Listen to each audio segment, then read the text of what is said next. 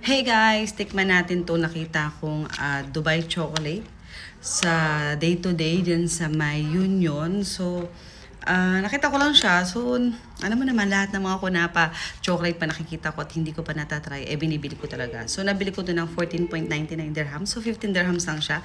So, let's give it a try. So, sana masarap siya.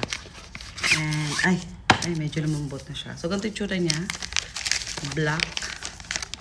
And, amoy chocolate, amoy kunapa, amoy, ano yung nilalagay nila doon na akari? Oh my God, ang moy siya. Ay!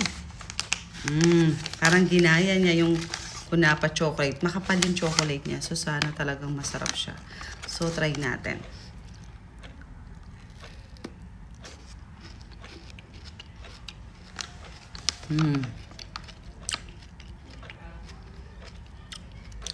Masarap siya.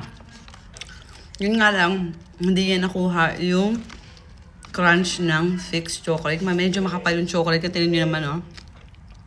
Kasi yung Fix, manipis yung chocolate niya, pero crunchy. Pero ito, yung feeling niya, medyo close ang lasa doon sa Fix.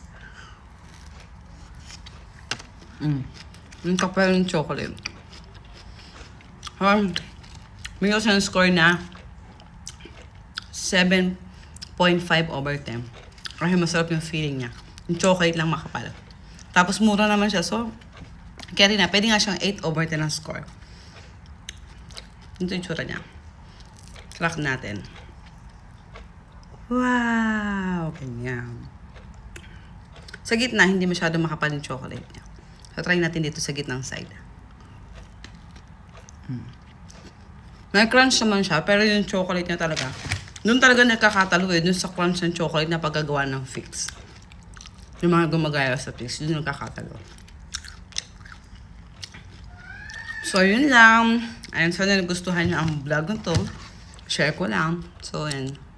Sa mga gusto nito, punta lang sa day to day. So, day to day, baka naman, Chares. Bye!